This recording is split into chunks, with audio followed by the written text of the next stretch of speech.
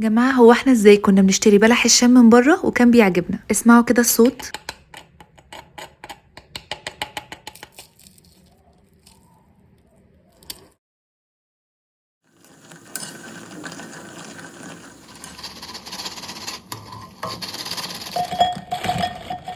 تعالوا نعمل احلى طريقة لبلح الشام.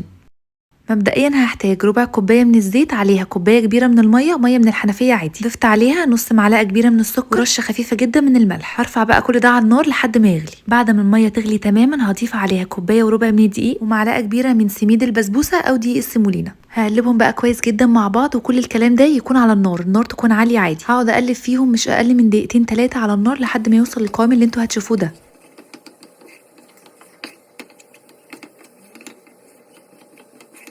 بصوا هنا الخليط بقى ناعم ازاي، كده بقى جاهز. انا هنا بوريكم القوام اللي انا عايزه اوصله.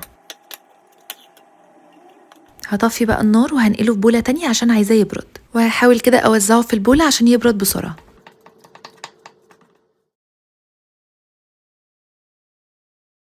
عندي هنا بقى بيضتين بدرجة حرارة المطبخ، عليهم رشة من الفانيليا. لازم الخليط يبرد تماما عشان البيض ميستويش فيه. بالمضرب بقى او بالعجان، وممكن تلبسي جلافز وتعجني بايدك عادي، بس المضرب اليدوي مش هينفع معاكي. وهحط بقى بيضة بيضة واضربهم مع بعض لحد ما اوصل لقوام ناعم شوية وبيلزق. الخطوة دي مهمة جدا عشان عايزاهم يمتزجوا ببعض قوي، وعشان يبقى الخليط ناعم معايا ويمشي معايا في القمع.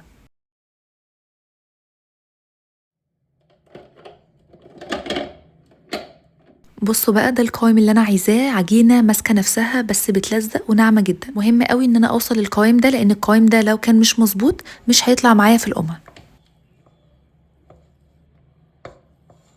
ده بقى القمع بتاع بلح الشام، ده مقاس 9. ده سميك شويه وتقدروا تختاروا ارفع من كده عادي، بس انا بحب بلح الشام يكون سميك شويه. خطوه التسويه بقى مهمه جدا. الزيت يكون بارد تماما، ما يكونش اترفع على النار خالص. يعني قبل ما ارفعه على النار احط فيه بلح الشام وبعد كده ارفعه على النار. هشكل بلح الشام ازاي؟ هضغط بايدي وبعدين اقص بالمقص الطول اللي انا عايزاه. انا بحب مقاسه يكون قصير شويه فبقصه هو كده قصير لسه. ما تملوش كيس الحلواني على اخره وتضغطوا من فوق، لازم تكونوا بتضغطوا قريب من القمع جدا عشان العجينه سميكه قوي، وعشان تكونوا متحكمين اكتر في العجينه والمقاس. بعد ما اخلص كل الكميه هبدا ان انا ارفع الطاسه على النار. النار تكون وسط مش عاليه. انا هنا مسرعه الفيديو بس هو النار وسط، والمرحله دي اخدت مني وقت. انا ليه بعمل كده؟ انا بعمل كده عشان بلح الشام ما يتحرقش من بره ويكون لسه ني من جوه. فطريقه التسويه دي ممتازه وهتحافظ لك على بلح الشام انه يكون مقرمش من بره وطري من جوه ومستوي حلو قوي.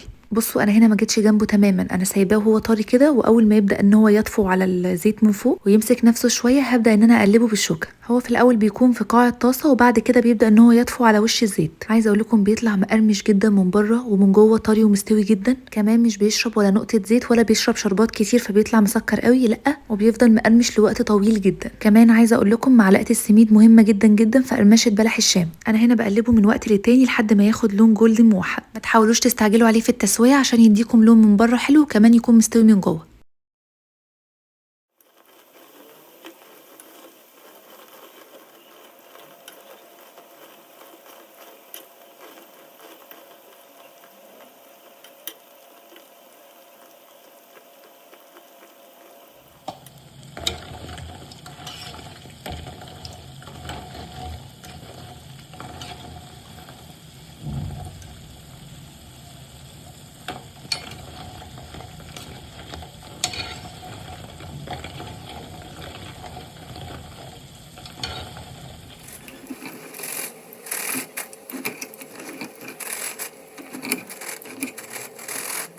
انا هنا كنت محضره شربات تقيل عباره عن كوبايه من السكر، نص كوبايه من الميه، عصره نص ليمونه، واسيبهم يغلوا 7 دقايق على النار وبعدين اطفي. الشربات بارد وبلح الشام سخن.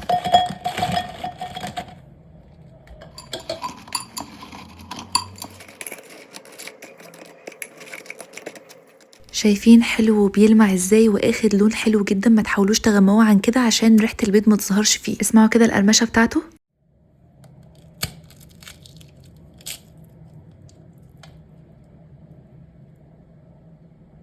التسويه بتاعته من جوه ممتازه، وكمان مش بيشرب عسل كتير ولا زيت.